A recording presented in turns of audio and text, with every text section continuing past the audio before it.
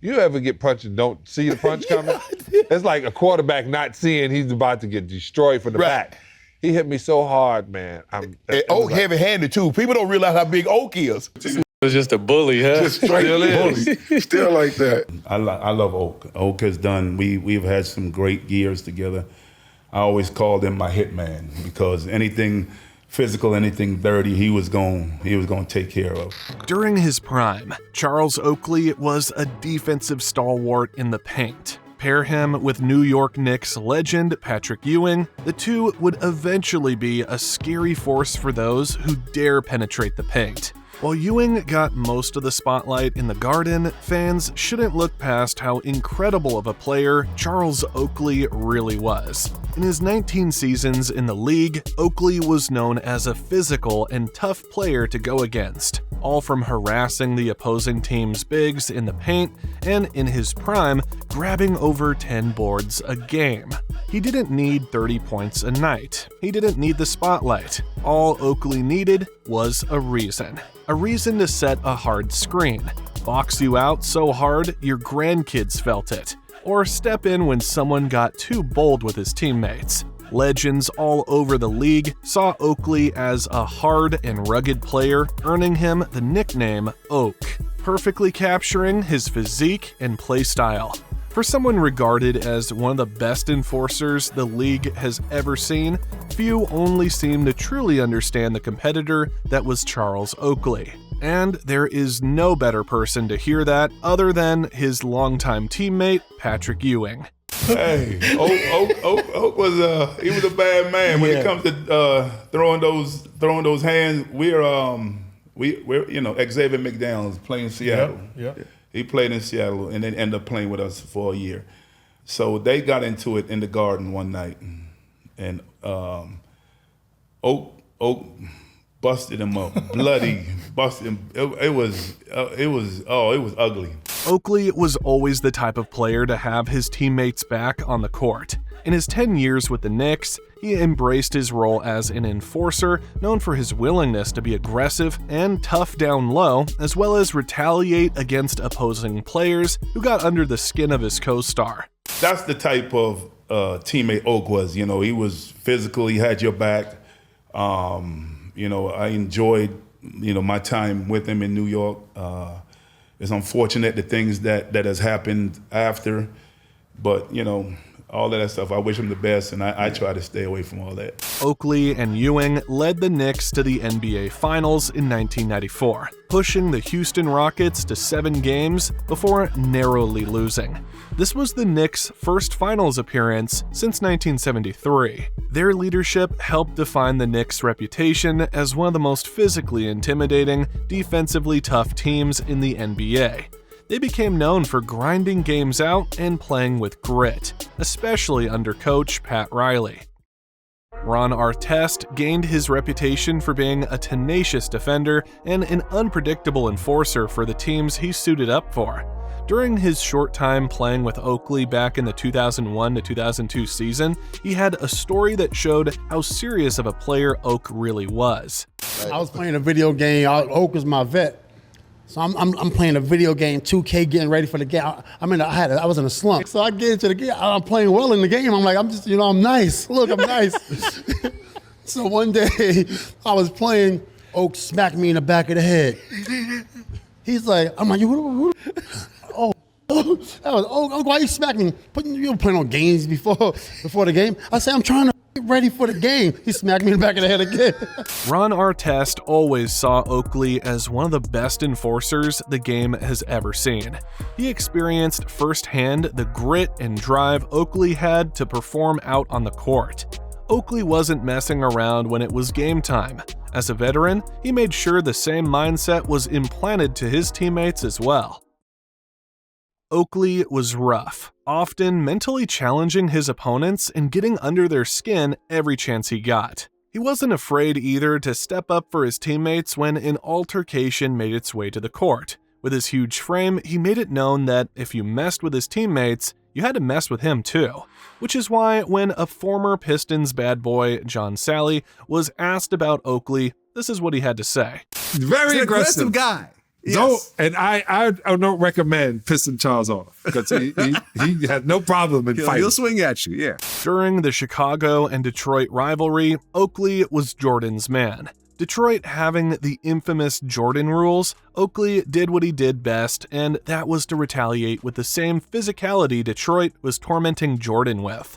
John Sally vividly remembers Charles Oakley despising the Pistons and having no fear in letting that be known, unlike other players who feared the bad boy Pistons.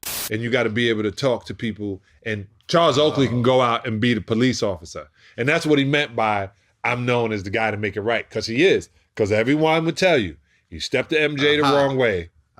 You stepped the MJ the wrong way, Oakley, you have to deal with. He would. And his thing is punching people in the stomach. He's punched you in the stomach. He punched me in the stomach. But that's his whole thing. Every time you see Charles, you go and he uppercuts everybody. So every time people see Charles, like your hands is like down here. We're leaving your face open.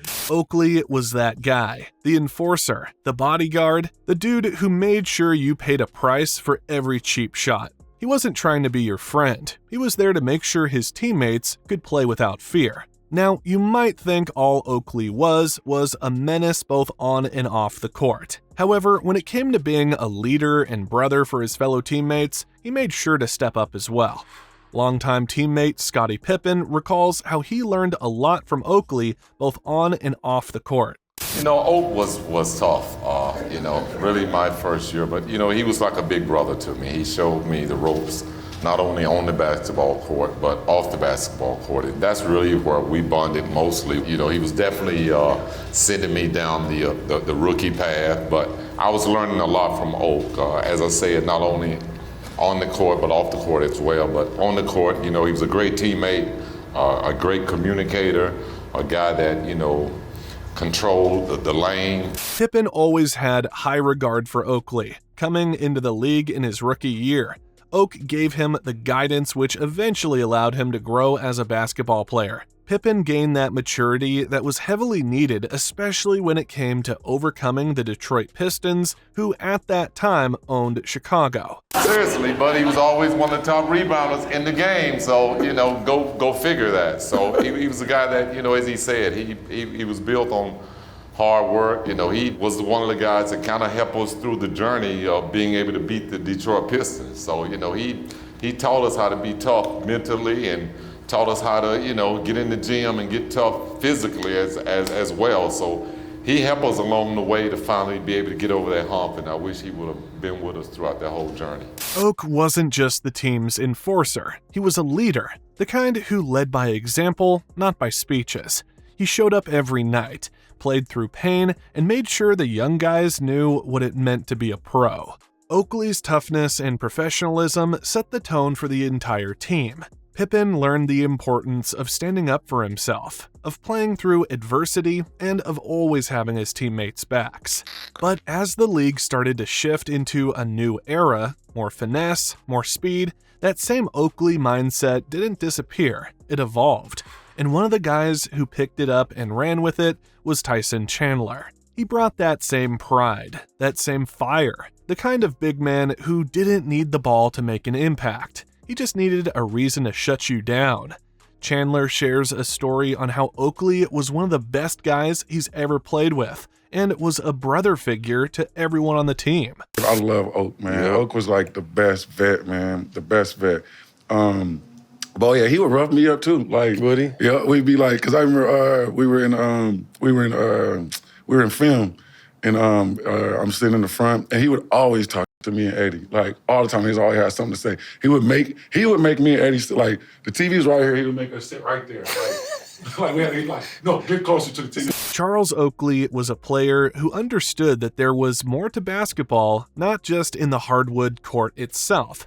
Chandler recalled Oakley mentoring players, making them watch films and giving them lessons on how to further improve their game.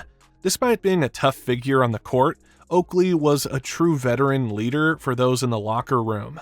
He was a coach, but he was like, but with me, Eddie, and all, like it was on some like it was Big Brother, honestly. Mm-hmm. Even when we touched it was like, and I'm telling the story like that Oak was like my big bro. Even as a coach, Oakley's mindset was straight as an arrow. a man who wasn't playing any games and was serious about laying it all out there on the floor. No better player saw that than Steven Jackson. During his time on the Charlotte Hornets, Oakley, who, mind you, was a coach at the time, took matters into his own hands when one of his players decided to not listen to what he had to say. He was one of my coaches when I was with Charlotte Hornets. And if you do put a towel on your head, you got to fight him after the game. He tells Joe Wallace, we're not putting no towels on the head, we keeping it professional, you know. As soon as Joe come out of the game, he has long dreads, put the towel on his head. Oak yanks the towel off. I told you we ain't doing that. Joe Wallace, he's the highest paid on the team at the time. Go get another towel. As soon as Oak see it, I'm gonna see you after the game. I'm like, oh. Steven Jackson has always been known for his grit and fearlessness on the court, but even he had moments where he had to step in and de-escalate situations, especially when Charles Oakley was involved. Coaches come in after the game, we get our ass whipped too. And Mike come in there and say a couple words. So after Mike say his little speech, Oak 10 times madder. So they all walk out the locker room. And you know what? In each locker room, you can go out 2 ways. All the coaches walk out, and Oak circle around through the other way. As soon as I see Oak walking to Joe Wallace's locker, I just stand. I'm like, Oak, you cannot do this. Didn't I say I was going to slap you? Didn't I say I was going to slap you? I'm like, oh, please. You're a coach now. I'm looking at him dead in his eyes. Please, for me, Oak, please don't slap him. And he go off for like 10 minutes, and I kind of calm him down. And he realized he's a coach now. He came this close to slapping the player. This story, shared by Jackson, underscores Oakley's unwavering commitment to discipline and professionalism, traits that commanded respect from players and coaches alike. It was this mentality and passion for the game that made Charles Oakley respected both as a basketball player and a coach in the league. Even a notorious rival known to go at it with Oakley recognized his game despite their numerous altercations on the floor. Back in the day, McDaniel and Oakley went at it more than once. Hard fouls, trash talk, stare downs, 2 enforcers, no backing down, no fake tough guy stuff. It was raw. But here's the thing, through all the battles and the heat, McDaniel never disrespected Oak. In fact, he respected him because of it. Because Oakley, like him, never faked the tough guy role. He lived it. So you step up by playing. That's why New Yorkers love Oakley. It don't matter how many layups he missed, he's going to dive on that floor, knock the crap out of somebody, and he's going to go for loose rebounds, and he's going to be take no prisoners. He got that blue-collar type work. If you're in New York and you don't want to work, you ain't going to eat. But if you want to eat, you can get on them streets and make some money. Xavier once said that Oakley was one of the few guys who played the game the right way. Physical, no shortcuts, no whining. Just straight-up old-school basketball. McDaniel and Oakley were cut from the same mold. Physical, relentless, and never afraid to get in your face. They didn't play the game to entertain. They played it to dominate, to intimidate, and to win by any means necessary. They were rivals, but in the kind of way where once the dust settled, all that was left was mutual respect. Charles Oakley played the game with purpose, not to score, not to show off, but to set a tone. He was an enforcer in the truest sense of the word, someone who brought toughness, pride, and accountability to every possession. You didn't go into the paint soft when Oakley was around. You didn't take cheap shots at his teammates. You didn't cross a line without paying a price. He understood that basketball wasn't just about skill, it was about presence, and Oakley's presence could change the entire feel of a game. One hard foul, one rebound in traffic, one look that made you think twice before trying anything slick. He was the guy who kept locker rooms in check, the guy who made it known, if you mess with one of us, you mess with all of us. Oakley's impact wasn't flashy, but it was essential. He didn't need the spotlight, because every real one in the league already knew what he brought.